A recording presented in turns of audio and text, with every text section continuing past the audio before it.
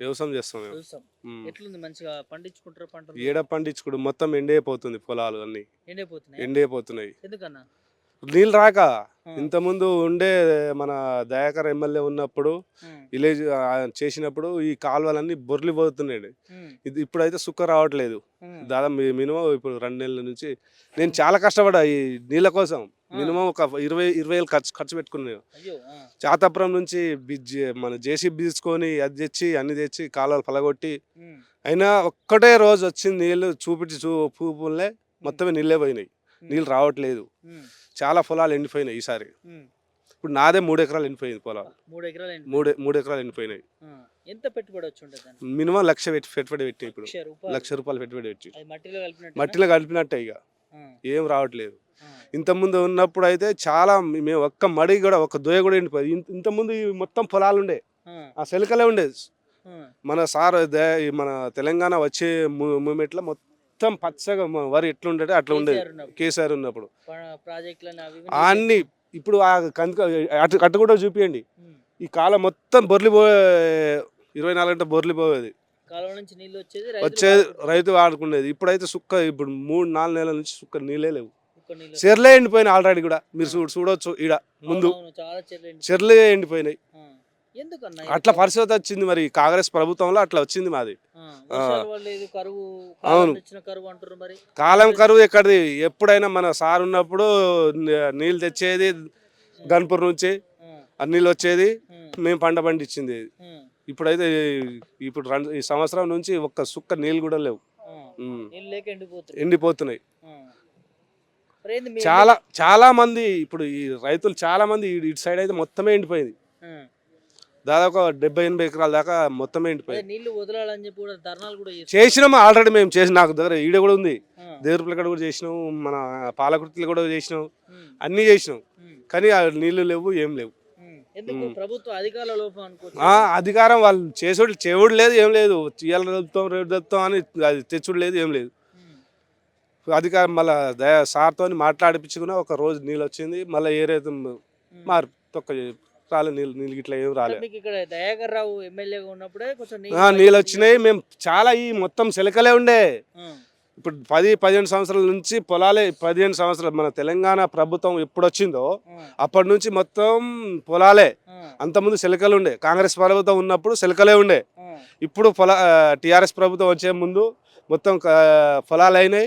ఇప్పుడు అదే పరిస్థితి కూడా ఇప్పుడు ఇట్లా వచ్చింది. ఇది మళ్ళా కరువు కాలమే వచ్చింది. ఇక మళ్ళీ సెలకలు చేసే టైం వచ్చింది. ఇక కంచెలు ఇసిపెట్టే ఛాన్స్ కూడా వచ్చింది. ఇక అంతే. ఇది వ్యవసాయం ఎట్లా ముందుకు పోతుంది? ఎట్లా పోతుంది? ఇక మళ్ళా హైదరాబాద్ పట్టుడే. ఇక పట్టుడే. అవును, ఏమున్నది మరి ఇక్కడ చేయడానికి? ఏం లేదు కదా. నీళ్ళే వాళ్ళు ఉంటేనే నీళ్ళతోటే కదా చేసేదంతా. నీళ్ళతోటి. ఇప్పుడు నీళ్ళు లేకుంటే అవసరమే లేదు. ఇక పోవుడే, సిటీకి పట్టుడే. ఇక వ్యవసాయం చేసిన వాళ్ళు సిటీలో బతకగలుగుతారు? ఏం బతుకుతాం ఇప్పుడు? ఆడ పోయినాక తెలుస్తుంది ఇక పరిస్థితి ఎట్లా బతకాలో ఏందో అనేది మనకు కూడా అర్థం కాదు. అది ఇంతకుముందు ఎప్పుడైనా పోలే కదా మనం. దాదాపు 10-20 సంవత్సరాలు నేను వ్యవసాయం చేయబట్టి ఇప్పుడైనా నేను హైదరాబాద్ ఎట్లా పోయి హైదరాబాద్ ఎట్లుందో కూడా చూడలే నేను. ఇప్పుడు పోయే పరిస్థితి వస్తుందేమో మరి. నీళ్ళతోటే మా ప్రాబ్లం. ఎప్పటికీ మన మాదాపురం గరకసేరు ఉంటుంది కదా, అది నిండి ఉంటేది. ఇప్పుడు మాకు కుంట ఉంటుంది, కొంచెం మీరు పోగానే కుంట ఉంటుంది. అది ఎప్పటికి బొర్లిపోయేది. మన సంక్రాంతి, శివరాత్రి, ఉగాది దాకా కూడా ఇట్లా అటు కూడా చూపియండి. ఆ కాలువ బొర్రిపోతుండే ఎమ్మడే. గత ప్రభుత్వంలో నీళ్లు కాలువల ద్వారా కావచ్చు, చెరువుల ద్వారా కావచ్చు వచ్చినాయి అంటారు. మరి ఈ ప్రభుత్వం రాగానే నీళ్లు ఎందుకు వదిలిపెడతలేరు? అంటే ప్రభుత్వ అధికార నిర్లక్ష్యమేనా? అధికారం నిర్లక్ష్యమే ఇది. అధికారం నిర్లక్ష్యమే. ఇప్పుడు చాలా మంది అయితే రైతు మాత్రం ఏడుస్తున్నారు అన్న. ఏడుచుకుంటారు.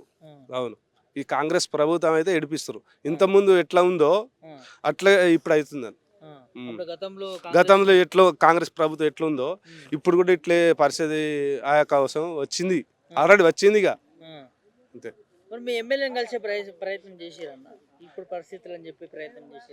చేసిన రాలే. ఆమె రాలే, చూడలే, ఏజ్ కాలేదు. మా ఎమ్మెల్యే యశ్వశ్విని.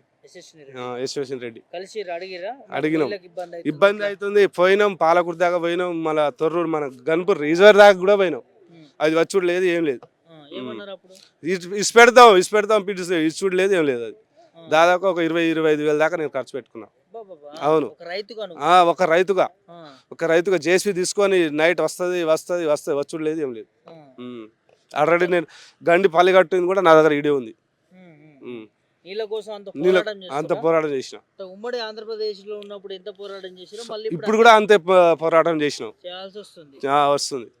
ఏం చెప్తావు ఇప్పుడున్న ముఖ్యమంత్రికి, కాంగ్రెస్? ఇప్పుడు ప్రభుత్వం ఏంది, ఇక అది మొత్తం పోడే, పల్లె ఎత్తుకొని పోడే, ఇంకేమున్నది. అంతే, పట్టుడే. ఏమున్నది మీకు కనబడతలేదా, మొత్తం ఎండైపోయాయి. ఓకేనే. మరి నిజంగానే ఇట్లా పరిస్థితి ఉంది, ముఖ్యమంత్రి రేవంత్ రెడ్డి కావచ్చు, వారు పాలన బెటర్ గా ఉందంటారు మరి. ఏడ పాలన ఉంది మీరు చూస్తలేరా? ఇప్పుడు నాకైతే కనబడతలేదు. ఇప్పుడు మన జనాలు మొత్తం కనబడుతుంది. ఏల లక్షల ఎకరాలు ఎండిపోతున్నాయి.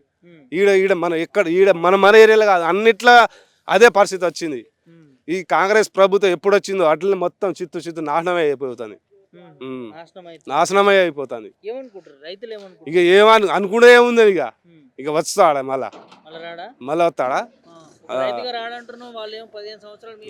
వాళ్ళు చేస్తారు. ఇప్పుడు పెట్టవాను, ఇక రాజీనామా చేసి ఇప్పుడు పెట్టవాను.